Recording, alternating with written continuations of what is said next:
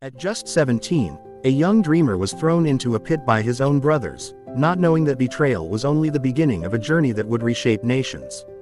A coat soaked in blood, a father crushed by grief, a dreamer sold like a slave, and in the shadows of Egypt, destiny was quietly rising. Before kingdoms bowed, before famine shook the earth, before a forgotten prisoner became a ruler.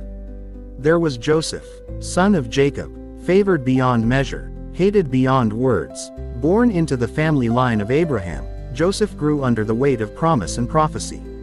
His father Jacob, also called Israel, was a man chosen by God, once a deceiver turned patriarch. His mother Rachel, deeply loved by Jacob, had prayed for years before Joseph was born. His birth was not just joy, it was answered prayer wrapped in destiny. But love in a divided household often breeds jealousy. Jacob had 12 sons, but Joseph stood apart. Not because he demanded it, but because he carried it.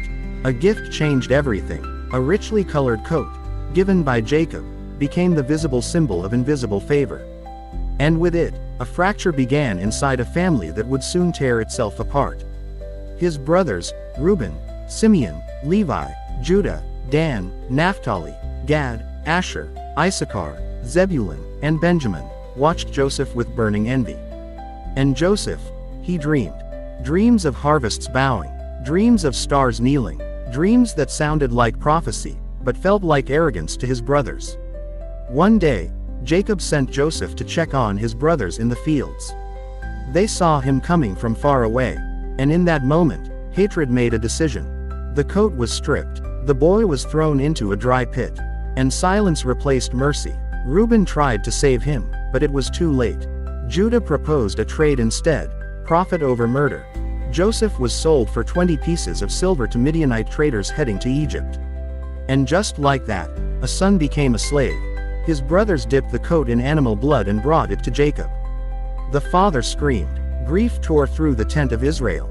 Joseph is gone, they said. But the truth was worse than death. He was alive, and enslaved. Egypt welcomed Joseph not as a dreamer, but as property. He was bought by Potiphar, captain of Pharaoh's guard. But something followed Joseph even in chains: favor.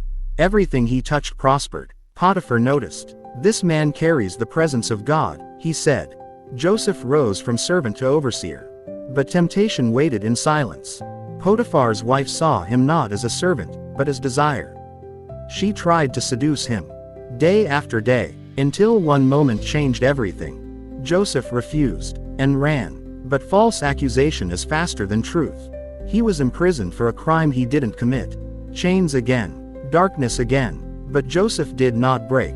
Even in prison, he interpreted dreams. 2 prisoners, a cupbearer and baker, both troubled by visions. Joseph revealed their meanings accurately.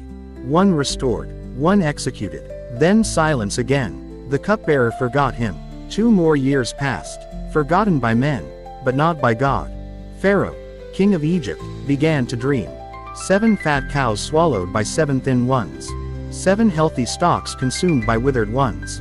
No one could explain it. Then suddenly, memory returned. There is a man in prison who interprets dreams. Joseph was brought out, shaved, cleaned, changed. Before Pharaoh, he spoke. It is not I. God will give Pharaoh an answer. The interpretation came like thunder. 7 years of abundance, followed by 7 years of famine. Joseph didn't just interpret, he advised. Store grain, prepare cities, save nations. Pharaoh saw wisdom greater than kingship. And in one decree, a prisoner became prime minister of Egypt. Joseph was 30 years old. The famine struck exactly as foretold. Across lands, hunger spread. Even Canaan suffered. Jacob sent his sons to Egypt for food. They stood before Joseph, but did not recognize him. The boy they sold was now the ruler they bowed before. Joseph tested them. He spoke through an interpreter, hiding his identity. Guilt stirred in them. They remembered the pit. They remembered the cries. Joseph wept privately, especially when he saw Benjamin, the youngest, the only full brother from Rachel. Eventually, truth broke free. I am Joseph, he revealed. Silence filled the room. Fear collapsed their strength. But Joseph did not seek revenge. Instead, he said, "You meant it for evil, but God meant it for good." If this story is touching your heart, take a moment, like, share, and subscribe. Because these Bible stories carry wisdom that never fades, and your support helps bring more powerful episodes like this. Joseph sent wagons to bring his father.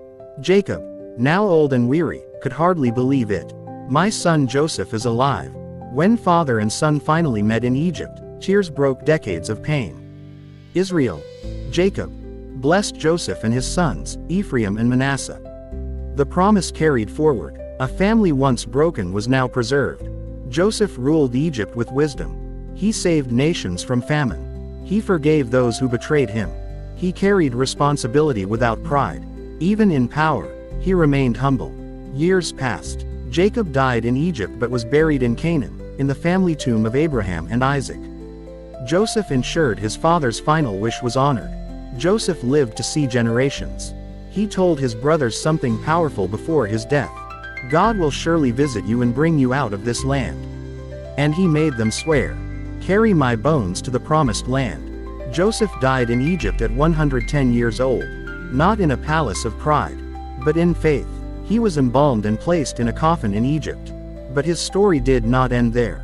Generations later, when Israel left Egypt under Moses, they carried Joseph's bones with them, fulfilling his final request. And he was buried in the land of promise, alongside his ancestors. A dreamer who started in a pit, ended in promise. Joseph's story is not just history, it is a reminder that betrayal does not cancel destiny, that prison does not end purpose, that God can turn pain into position. If this story moved you, subscribe for more powerful Bible series. And stay connected for the next episode of Faith, Destiny, and Transformation.